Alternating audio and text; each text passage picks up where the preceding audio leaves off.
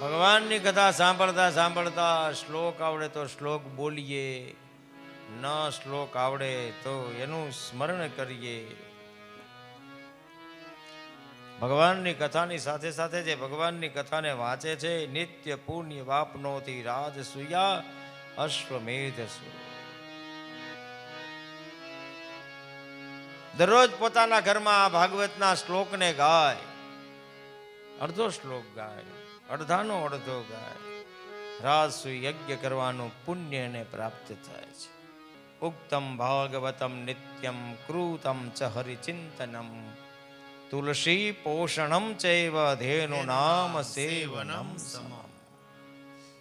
ભાગવતમાં લખ્યું છે જેના ફળિયામાં તુલસીનો ક્યારો છે, જેના ફળિયામાં બંધાયેલી ગાય છે અને જેના ઘરની અંદર ભાગવત છે ને, એની સામે યમના દૂતો ક્યારેય જોતા નથી.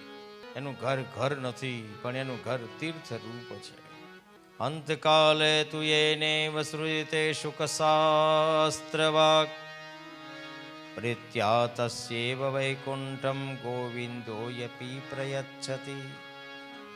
હેમસિંહયુતમ ચૈતદ્વેષ્ણવાય દાદાતિ ચ કૃષ્ણેન સહ સાયુજ્યમ સ પુમ્માલંબતે ધ્રુવમ. જે મનુષ્ય અંતકાળે ભાગવતના એકાદા શબ્દને સાંભળે છે તો પણ એનો ઉદ્ધાર થઈ જાય છે, વૈકુંઠ ધામની પ્રાપ્તિ થાય છે.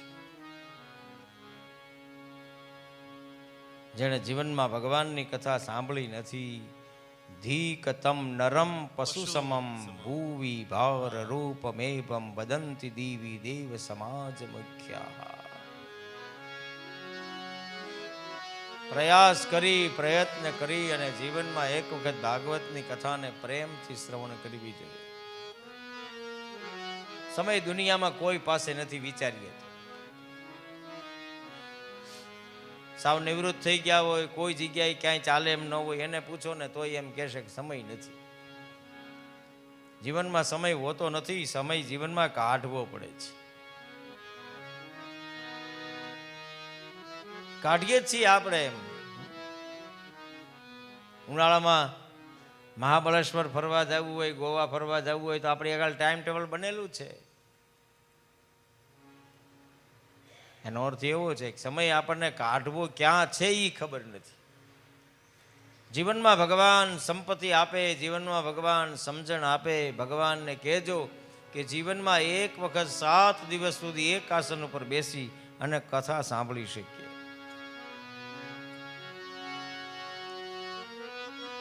બાકી બધું થઈ રાખશે, બધું થવાનું છે. જે સમયે જે લખેલું છે થવાનું છે.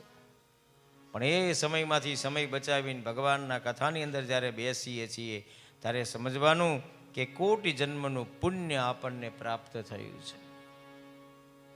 આ બધા શબ્દો ભાગવતના છે. આ દુર્લભ એવમ કથા લોકે શ્રીમદ ભાગવત ભવા કોટી જન્મ સમુત્થેન પુણ્ય નેવ તું લભ્યતે.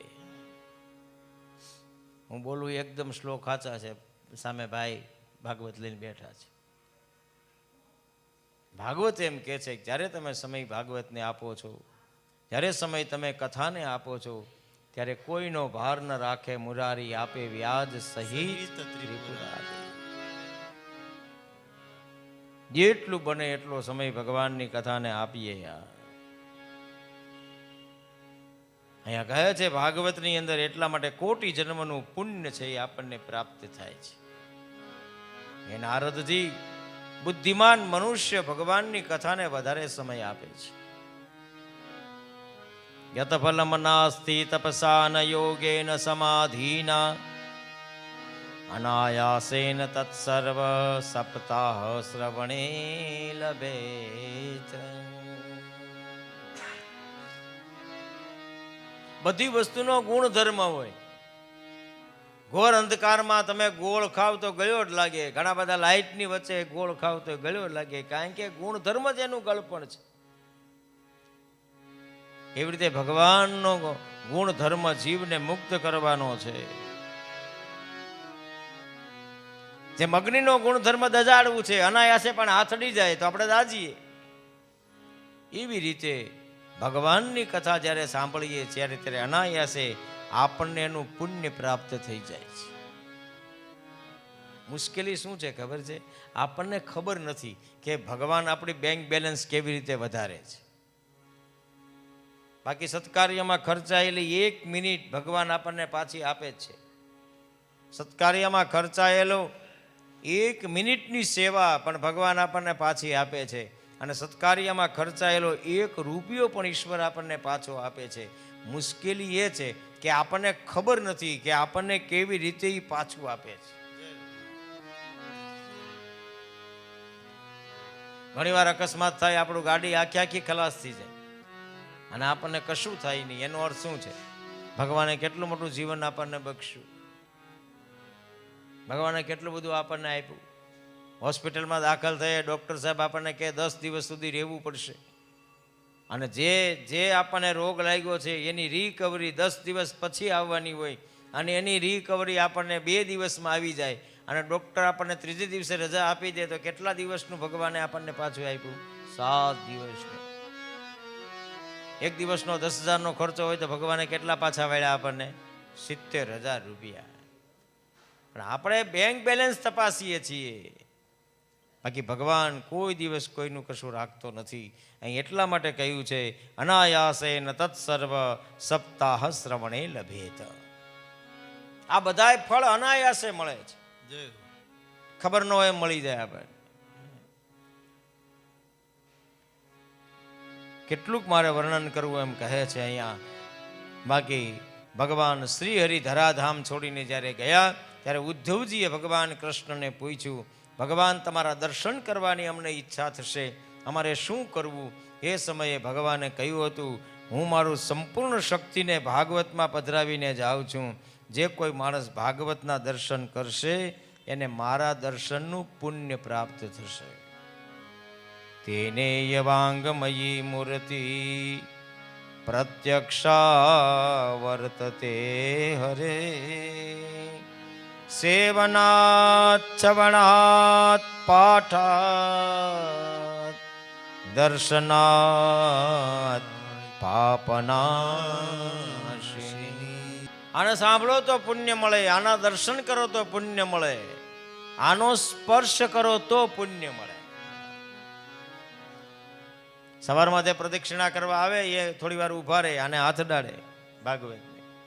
એટલા માટે તો આ પોથીને માથા ઉપર લઈએ છીએ આપણે, કે આનો સ્પર્શ થાય માથાને. તેન વાંગમયી મૂર્તિ પ્રત્યક્ષા વર્તતે હરિ. આ પુસ્તક નથી, આ સ્વયં ભગવાનનું સ્વરૂપ છે. અને પુસ્તક હોય તો એની પૂજા કોઈ કરતું નથી, પણ અહીં તો ભાગવત પુસ્તક સ્વરૂપે નથી, હરિ સ્વરૂપે છે. એટલા માટે આપણે એને પૂજીએ છીએ. 5300 વર્ષ થયા હશે ભાગવતની રચના થઈ એને, લગભગ. તો હજી સુધી આપણે એ ભાગવતની કથા સાંભળીએ છીએ ને. આમાં ઘણા બધા શ્રોતા એવા બેઠા હશે જેણે ભાગવતની કથા અનેક વખત સાંભળી હશે, છતાં પણ રોજ એને નવું નવું આમાંથી કંઈ ને કંઈ પ્રાપ્ત થાય છે. આનાથી આપણે ક્યારેય ધરાશું નહીં, કારણ કે આ ભગવાનનું સ્વરૂપ છે. આ ભાગવત એક માત્ર પુસ્તક નથી, ભાગવત એ સ્વયં પરમાત્મા છે.